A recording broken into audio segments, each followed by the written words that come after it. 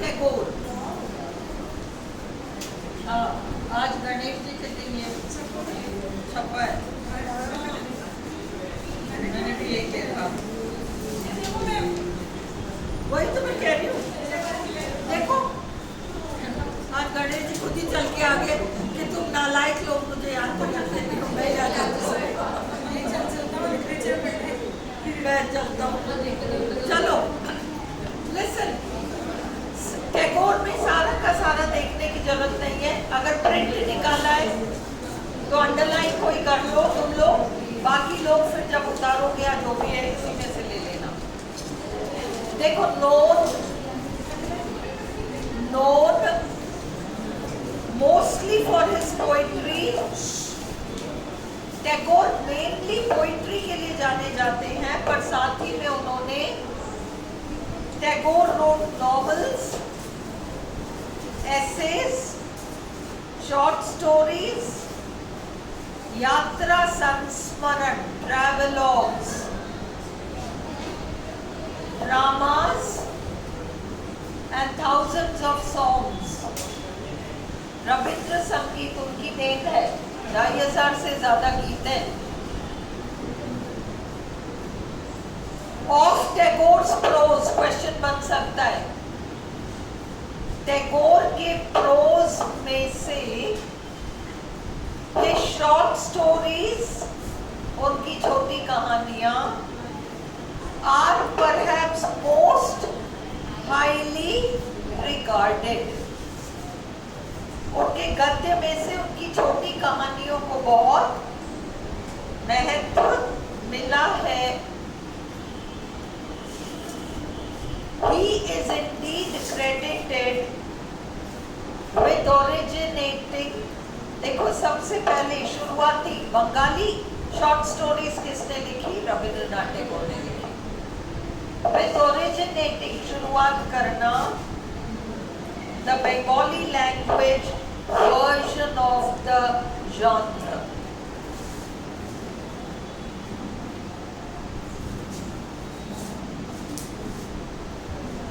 His works are frequently noted for their rhythmic, optimistic and lyrical nature. Such stories, उनके द्वारा लिखी गई कहानियां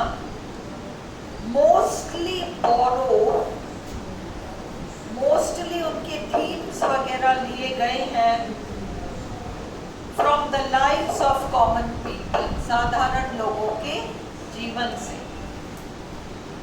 टैगोर्स नॉन फिक्शन, उन्होंने निबंध वगैरह नॉन फिक्शन, जो काल्पनिक कहानियां नहीं है, जो यथार्थ पर, रियलिटी पर आधारित है, वो साहित्य ग्रैपल्ड विथ हिस्ट्री।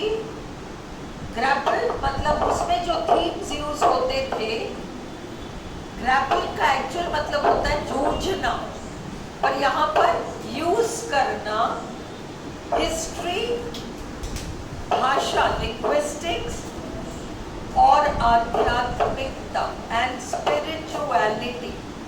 आध्यात्मिकता के लिए रविंद्रनाथ टैगोर बहुत ज्यादा जाने जाते हैं और उनकी गीतांजलि भी, उसका थीम आध्यात्मिक है। He wrote autobiographies, उन्होंने आत्मकथाएं लिखी।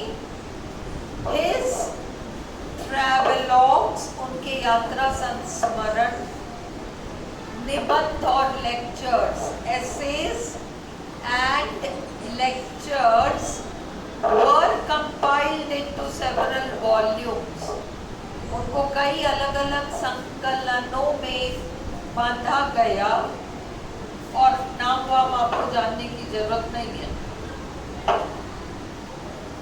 केवल ये वाला His brief chat with Einstein, Einstein के साथ उन्होंने बात की और उसमें उस चैट को उन्होंने एक ऐसे के रूप में कन्वर्ट कर दिया, note on the nature of reality, और इसको उन्होंने जोड़ा है द रिलीजन ऑफ मैन नाम के टेक्स्ट में। ये याद रखो, the religion Religion of Man, The Religion of Man text है, और उसमें इन्होंने ऐड किया है इस चैट को, note on the nature of reality, जो आइंस्टाइन के साथ उनकी रही है, is included as an appendix, appendix जो बाद में जोड़ा जाता है, टू द लेटर, लेटर क्या है, रिलीजन ऑफ मैन नाम का टेक्स्ट, ये इंपॉर्टेंट है। On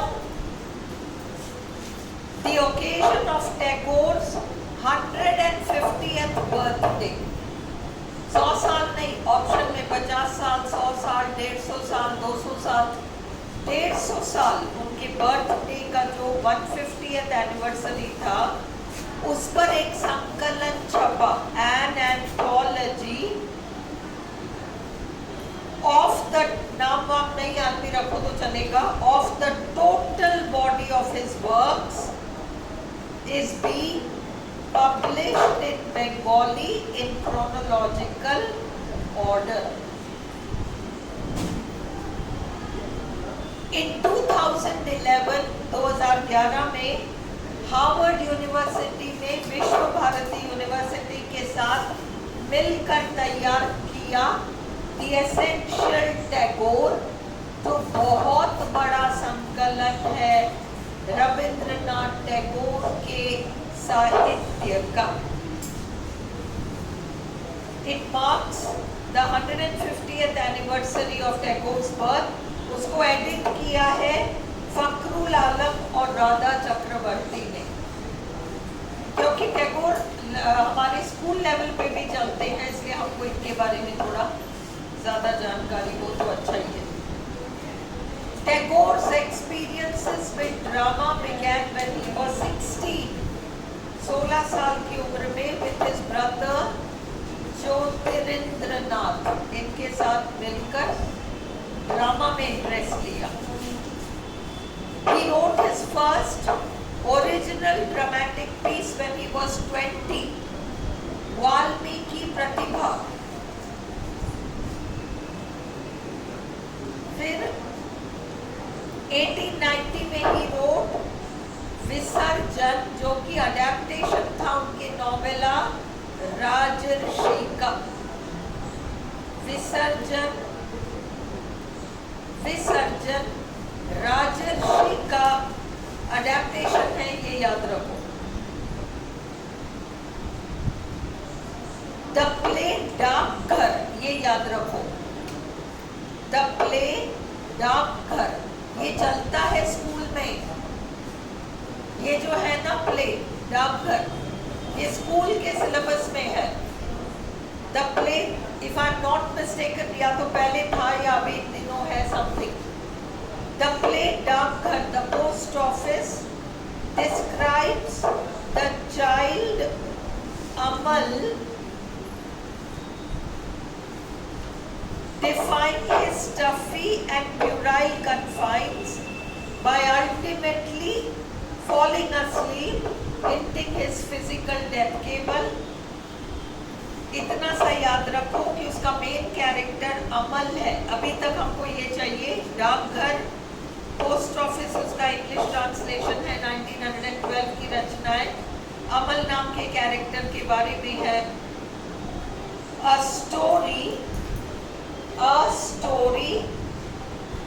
with borderless appeal. borderless appeal, देश विदेश के लोग इसको पसंद करते हैं। डाकघर dealt with death, ये याद रखो, डाकघर का थीम डेथ है। थीम इसका डेथ है, अमल इसका कैरेक्टर है, 1912 की रचना है। बस ये तीन चीजें जानो। Another is Tagore's Chandalika, Untouchable Girl. Which of these is not about caste? दो चार नॉवेल्स आ जाए, अनटचेबल आ जाए, चंडालिका आ जाए, फूली उली आ जाए, और एक और कोई आ जाए, तो तुम्हें पता होना चाहिए वो एक और वाला। Which was modeled on an ancient Buddhist legend. ये कहानी बुद्धिस्ट कहानी है, describing how आनंदा बुद्ध के जो शिष्य थे asks a tribal girl for water. इस विषय के ऊपर ये पूरी कहानी है। ये छोड़ दो, ये कोई नहीं पूछेगा, रक्त कर्मी वगैरह छोड़ो। चित्रांगदा, चंडालिका और श्यामा इनके महत्वपूर्ण ड्रामा है, ये अंडरलाइन करो। चित्रांगदा, चंडालिका, श्यामा इनके महत्वपूर्ण नाटक है। Short stories. Tagore began his career in short stories in 1877 when he was only 16. Beggar woman, Bhikarini. With this, इस कहानी को लिख कर टैगोर effectively invented, टैगोर ने बड़े अच्छे ढंग से शुरुआत करी the Bengali language short story genre, Bengali भाषा की कहानियों की शुरुआत करी। The 4 years from 1891 to 1895 are known as Tagore's Sadhana period.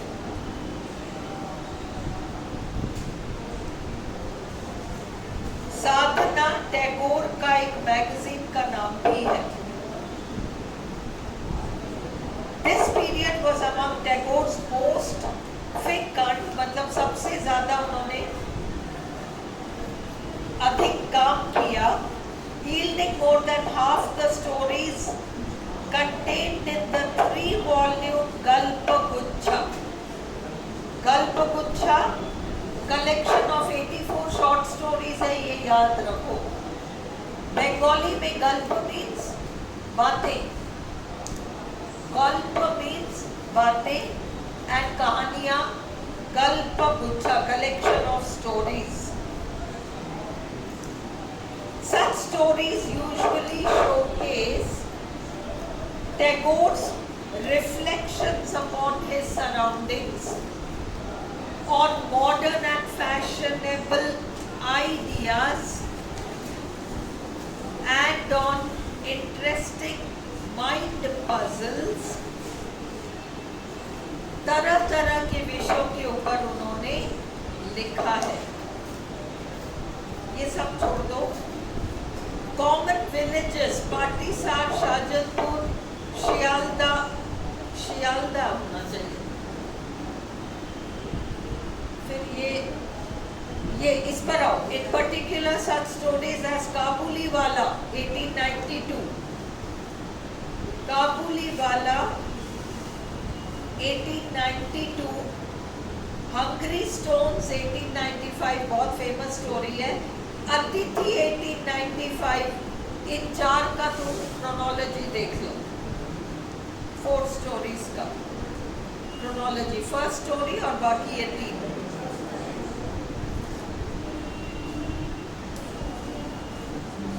Novel, बस इतना सा जानो, नो नीड टू नो मोर। ये 4 शॉर्ट स्टोरीज के नाम, वो 3 ड्रामा के नाम। Tagore wrote 8 novels and 4 novellas, among them चतुरंग, शेषेर कविता, 4 अध्याय एंड ये सब Ghare Baire. You don't need to know all this, Bengali names नहीं पूछेंगे।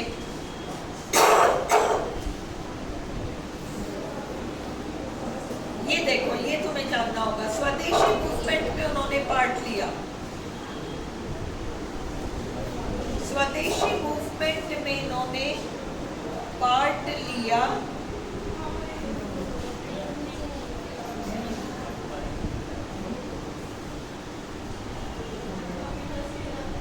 और Ghare Baire the home and the world के नाम से ट्रांसलेट हुई है। Ghare Baire the home and the world के नाम से ट्रांसलेट हुई है। उसका मेन कैरेक्टर निखिल है। रजिस्टर में उतार लो, घरे बाहरे मेन कैरेक्टर निखिल है। जमींदारी सिस्टम के खिलाफ है। जमींदारी सिस्टम के खिलाफ है।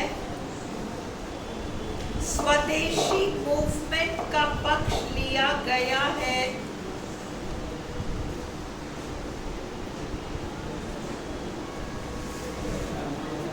और उस नॉवेल का एंड होता है हिंदू मुस्लिम रायट्स के साथ, जिसमें निखिल बुरी तरह से घायल हो जाता है, शायद मर ही जाता है।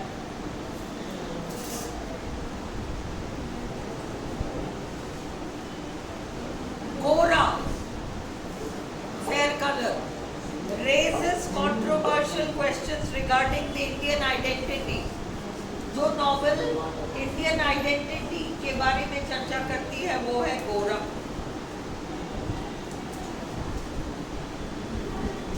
इस कहानी में एन आयरिश बॉय, आयरलैंड का एक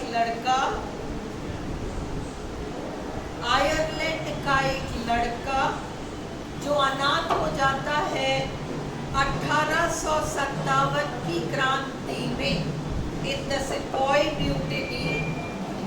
उस अनाथ बच्चे को हिंदूज बड़ा करते हैं, इज रेज्ड बाय हिंदूज, और टाइटल गोरा, वाइट बॉय।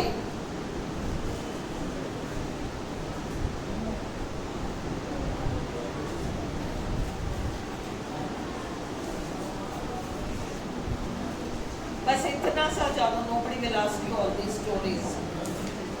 इतना सा जानो, प्लस मैंने आपको जो क्वेश्चंस दिया है मोर देन इनफ है टैगोर को कवर करने के लिए। अब हम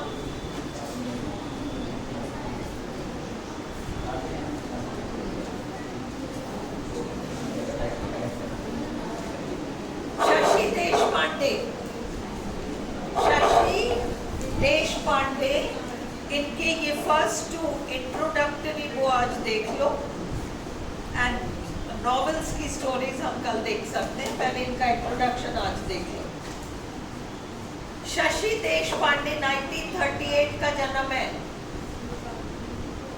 ना? ये लोग सब 80 पार कर चुके हैं ना। 38 का जन्म है। 48, 58, 60, 70, 80, 90, 2000, 84। is an Indian novelist। क्या कुछ भी नहीं है 50 साल। बुढ़ापा आजकल 80, मतलब ये सारे राइटर्स जो 99, 84। हाँ। She is a recipient of the Sahitya Academy Award। She is a recipient of the Sahitya Academy Award and the Padma Shri Award in 1990 and 2009, ये याद रखो।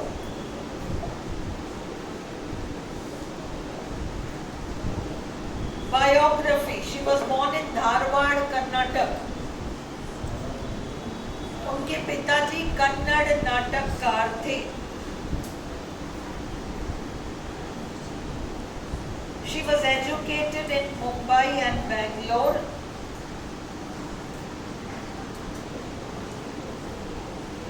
तो क्या पढ़ा, ये सब कोई नहीं पूछने वाला। इन्होंने जर्नलिज्म किया है और जर्नलिस्ट का काम किया है ऑनलुकर नाम के मैगजीन के लिए। ये आपको इसलिए पता होना चाहिए which of the writers prescribed for you ने पत्रकार का काम किया है ऑनलुकर के लिए, या कौन से पत्रिका के लिए, ये जानना होगा। She published her first collection of short stories in 1978 और उनका पहला नॉवल था The Dark Holds No Terror in 1980। पहला नॉवल है Dark Holds No Terror, पर साहित्य अकेडमी अवार्ड उन्होंने जीता है That Long Silence। पति पत्नी की कहानी है जिसमें पत्नी अपना मुंह ही नहीं खोल पाती, सब कुछ चुपचाप झेलती रहती है, उसकी कहानी है। हाँ, आजकल हंसी वाली बात हो गई है। हाँ, जया कैरेक्टर है उसकी।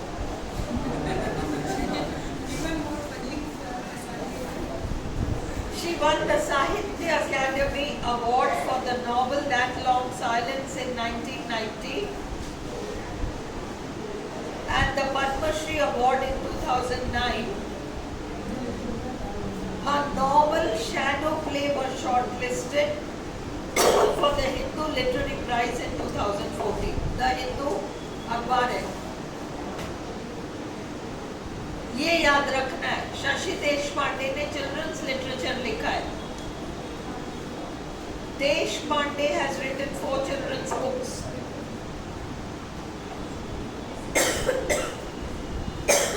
A number of short stories,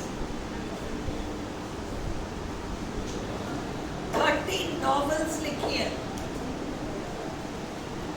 and an essay collection जिसका नाम याद रखो, entitled Writing from the Margin and Other Essays।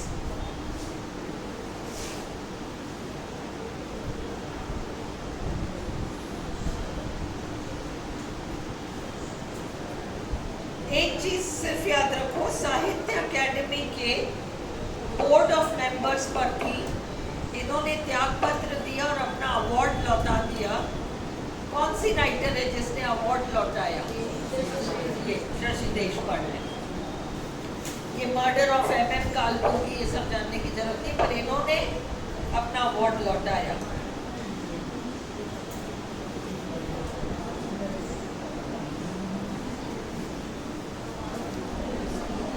ये सब हमको जानने की जरूरत नहीं है। ऑन 6 दिसंबर ये सब हमको जानने की जरूरत नहीं है।